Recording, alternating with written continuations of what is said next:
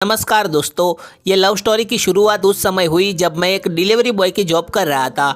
एक दिन मुझे किसी दूर के एरिया में डिलीवरी करने के लिए भेजा गया, क्योंकि उस एरिया में जो डिलीवरी बॉय जाता था उसकी तबीयत आज खराब थी।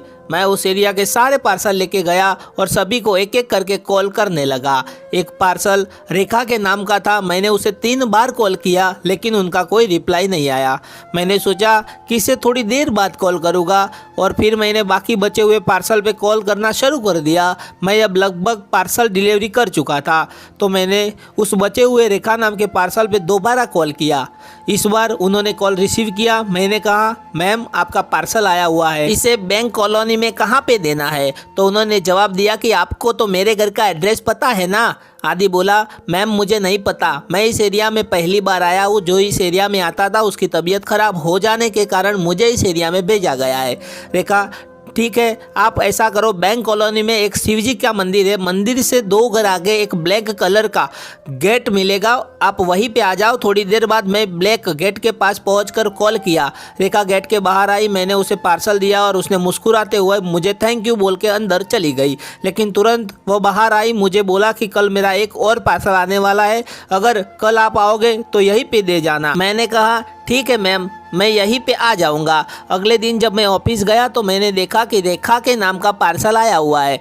थोड़ी देर बाद मैं उस एरिया के सारे पार्सल लेकर निकल गया और जैसे ही मैं उस एरिया पे पहुंचा तो मेरे पास कॉल आया। मैंने कॉल रिसीव किया और वह पहला कॉल रेखा का ही था। उसने जल्दबाजी में मुझसे कहा कि आप अभी कहाँ पे हो? रेखा नाम का एक पार्सल होगा, क्या आप मुझे वह पार्सल तुरंत डिलीवर कर सकते हो, क्योंकि मुझे अभी अर्जेंट कहीं पे जाना है। मैंने कहा, ठीक है मैम, 10 मिनट के अंदर आपके घर के पास आ जाता हूँ। जब मैं रेखा के घर के पास पहुँचा तो देखा कि वह लाल रंग की साड़ी पहने हुई थी और उस लाल साड़ी में बहुत ही सुंदर लग रही थी। वह मेरे पास आई और मैंने उसे पार्सल दिया। उसने मुझे कहा कि अभी मुझे तुरंत अपने फ्रेंड की शादी में जाना है और आपने मुझे समय पे पार्सल दे दिया, थैंक यू सो मच। और इतना कहकर वह चली गई। मैं तो उसकी मधुर सी आवाज़ और मासूम से चेहरे का कायल हो गया। अब मैं सिर्फ यही सोच रहा था कि अगली बार उसका पार्सल कब आएगा। 2 दिन के बाद उसका पार्सल फिर से आया। इस बार मैं बहुत खुश था, पता नहीं क्यों, शायद मैं रेखा को पसंद करने लगा था। जैसे मैं वहाँ गया तो सबसे पहले रेखा का ही पार्सल दिया। मैंने डरते हुए उससे पूछा, आप अभी किस क्लास में हो? रेखा बोली, मैं ग्रेजुएशन 2nd ईयर में हूँ, लेकिन आप ये क्यों पूछ रहे हो? आदि बोला, नहीं बस ऐसे ही। रेखा अंदर चली गई और बालकनी से मेरी तरफ देखने लगी। मैं भी उनकी तरफ देखकर मुस्कुराया और वहाँ से चला गया। अब मैं पार्सल बांटकर घर आ गया और रेखा के बारे में ही सोचने लगा। मेरी आंखें बस उसी को देखना चाह रही थी। मैं ऊपर वाले से दुआ करने लगा कि कल भी उसका पार्सल आ जाए और उसके बारे में सोचते सोचते मैं सो गया। कल जब मैं ऑफिस गया तो ऊपर वाले ने मेरी बात सुन ली और उसका पार्सल आया था, लेकिन इस बार पार्सल बड़ा था।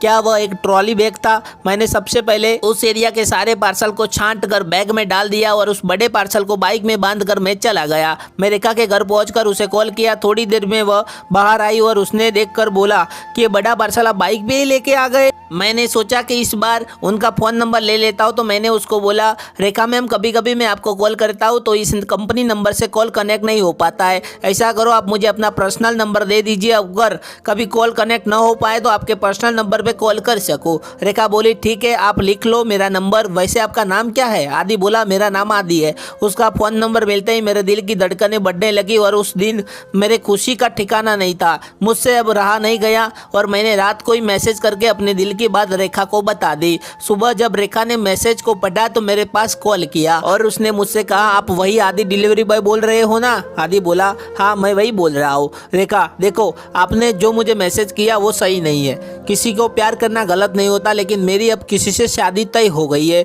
इसलिए अच्छा होगा कि आप ये सब करना छोड़ दे। ये सब सुनकर मैं उसे कुछ बोल ही नहीं पाया। बस मेरे सारे सपने मेरे आंखों के सामने ही टूट गए। उस दिन मैं काम पे नहीं गया। मैंने ऑफिस में कॉल करके बोल दिया कि मेरी आज तबीयत खराब है, इसलिए मैं आज काम पे नहीं आ पाऊंगा और घर पर रोने लगा। तो दोस्तों, हमें उस कहानी से यह सीख मिलती है कि हमें किसी से प्यार का इजहार करने से पहले उसके बारे में पूरी जानकारी ले लेनी चाहिए, वरना हमें पछतावा हो सकता है, जैसे आदि के साथ हुआ। उसका प्रेम अधूरा रहा। तो दोस्तों, आप वीडियो देखते हैं पर सब्सक्राइब नहीं करते, प्लीज़ आपके भाई को सपोर्ट जरूर करें। Thank you.